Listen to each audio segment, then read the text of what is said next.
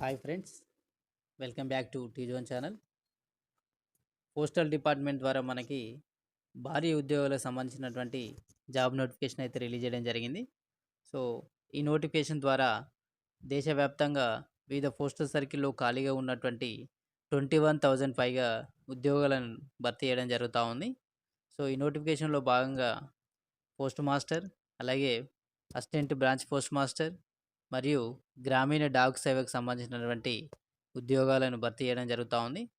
So ఈ ఉద్యోగాలకు 10th class pass అయినటువంటి క్యాండిడేట్స్ ఎవరైనా అప్లై చేసుకునడానికి అవకాశం ఉంది. అలాగే ఇండియన్ సిటిజన్స్ అయినటువంటి మేల్ అండ్ ఫీమేల్ క్యాండిడేట్స్ ఎవరైనా అప్లై చేసుకోవచ్చు. అప్లికేషన్ ఫీ వివరాలు కూడా గమనించినట్టయితే ఎస్సీ క్యాండిడేట్స్కి, ఎస్టీ క్యాండిడేట్స్కి మరియు ఆల్ ఫీమేల్ క్యాండిడేట్స్కి, ఫిజికల్ డిసేబుల్డ్ క్యాండిడేట్స్ కూడా ఫీ ఎక్సెంప్షన్ అనేది ఇవ్వడం జరిగింది. సో ఫ్రీగా అప్లై చేసుకోవడానికి అవకాశం ఉంది.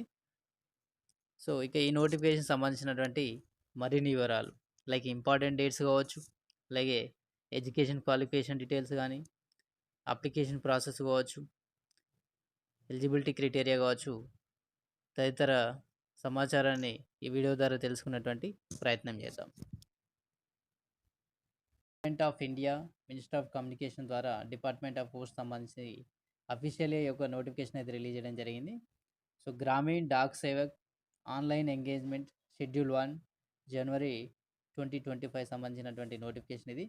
సో ఈ నోటిఫికేషన్లో భాగంగా మనకి branch post master, assistant branch post master, అలాగే డాక్ సేవకు సంబంధించినటువంటి ఉద్యోగాలను భర్తీ చేయడం జరుగుతూ ఉంది.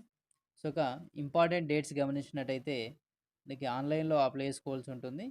సో ఆన్లైన్లో అప్లై చేసేటువంటి డేట్ గమనించినట్టయితే 10th ఫిబ్రవరి నుంచి మనకి మార్చ్ 3 వరకు ఆన్లైన్లో అప్లై చేసుకోవడానికి అవకాశం ఉంది.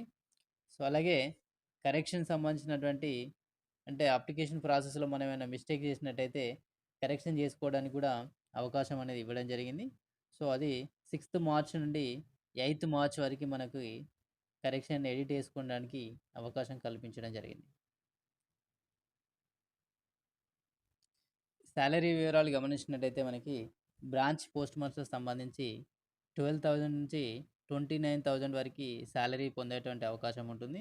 అలాగే అసిస్టెంట్ బ్రాంచ్ పోస్ట్ మాస్టర్ లేదా డాక్ సేవకి సంబంధించి 10,000 నుంచి 24,470 రూపీస్ వరకు శాలరీ పొందేటువంటి అవకాశం ఉంటుంది.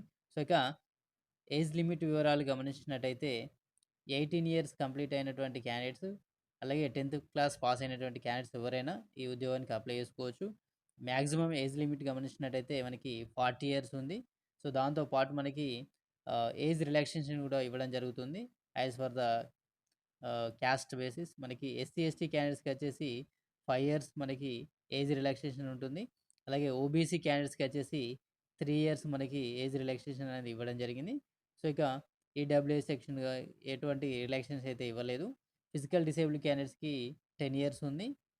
సో మళ్ళీ అగైన్ ఫిజికల్ డిసేబిలిటీలో ఓబీసీ మళ్ళీ కేటగిరీ వైజ్గా గమనించినట్టయితే 13 ఇయర్స్ ఏజ్ రిలాక్సేషన్ అనేది ఇవ్వడం జరిగింది.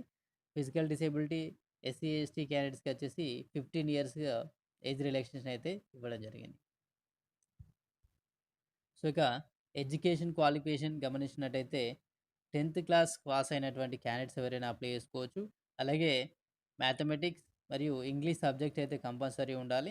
సో దాంతోపాటు రీజనల్ లాంగ్వేజ్లో అంటే సపోజ్ తెలుగు రాష్ట్రాల వారు అప్లై చేసిన వారైతే తెలుగు లాంగ్వేజ్లో రాయడం కానీ చదవడం కానీ వచ్చి ఉండాలి. సో దాంతోపాటు ఇతర రాష్ట్రాలకు అప్లై చేసుకున్నట్టయితే అక్కడి రీజనల్ లాంగ్వేజ్ మనకి తెలిసి ఉండాలి. సో ఇక్కడ ఇంకా అదర్ ఇంపార్టెంట్ క్వాలిఫికేషన్ గమనించినట్టయితే కంప్యూటర్ నాలెడ్జ్ అడగడం జరిగింది. సో దాంతోపాటు సైకిల్, బైసికల్ రైడింగ్, సో దాంతోపాటు adequate means of livelihood.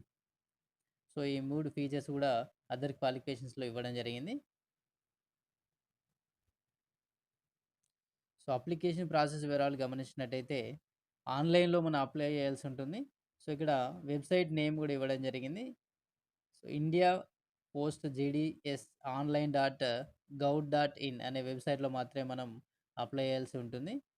So రకరకాల వెబ్సైట్స్ ఉంటాయి కనుక కేర్ఫుల్గా మనం అప్లై చేయాల్సి ఉంటుంది. వెబ్సైట్ అయితే Indian post GDS online dot govt dot in. So ఇక సెలెక్షన్ ప్రాసెస్ గమనించినట్టయితే ఇది ఎటువంటి రిటన్ ఎగ్జామ్ మరియు ఇంటర్వ్యూ లేకుండానే కేవలం 10th క్లాస్‌లో వచ్చినటువంటి మార్క్స్ ఆధారంగా ఈ యొక్క ఉద్యోగాలను అయితే రిక్రూట్‌మెంట్ చేసుకోవడం జరుగుతా ఉంది.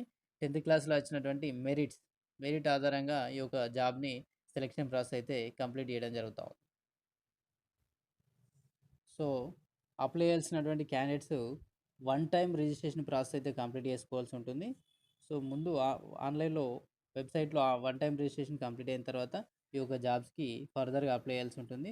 సో, అప్లికేషన్‌లో భాగంగా మనకి ఏమేమి అవసరం అంటే mobile number, valid email ID, so, Aadhaar number, అలాగే information about the board and SSC మెమోకి సంబంధించినటువంటి డీటెయిల్స్ కావచ్చు, ఫోటోగ్రాఫ్ కావచ్చు, సిగ్నేచర్ కూడా మనం అప్లోడ్ చేయాల్సి ఉంటుంది.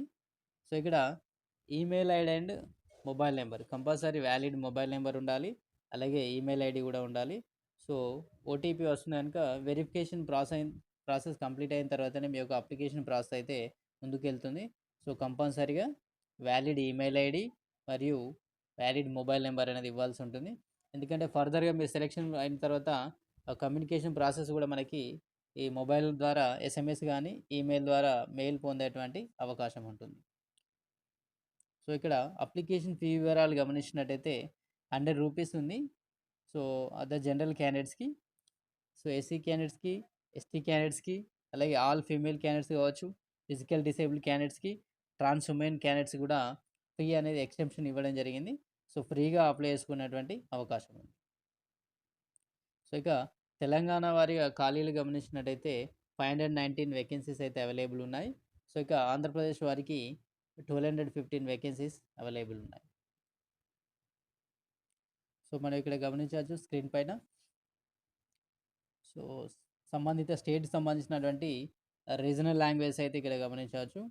సో, ఆంధ్రప్రదేశ్ సంబంధించి తెలుగు లాంగ్వేజ్, అలాగే అస్సాంలో అస్సామీ, బెంగాలీ, సో, ఇలా డిఫరెంట్ స్టేట్స్‌కి డిఫరెంట్ లాంగ్వేజ్ అయితే ఇవ్వడం జరిగింది. సో, ఒకవేళ మీకు హిందీలో నాలెడ్జ్ ఉన్నట్టయితే మీరు అదర్ స్టేట్స్ కూడా అప్లై చేసుకోవడానికి అవకాశం ఉంది. బట్ ఇక్కడ కండిషన్ ఏంటంటే ఒకే అప్లికేషన్ క్యాండిడేట్ అనేది ఓవరాల్‌గా ఒకే అప్లికేషన్ అనేది సబ్మిట్ చేయాల్సి ఉంటుంది.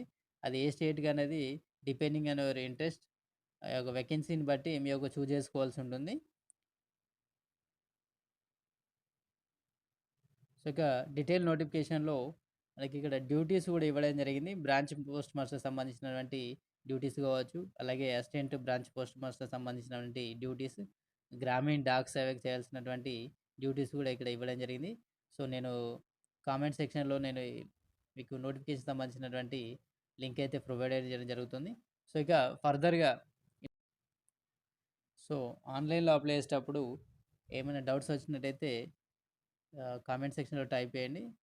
Maximum I will solve to that problems.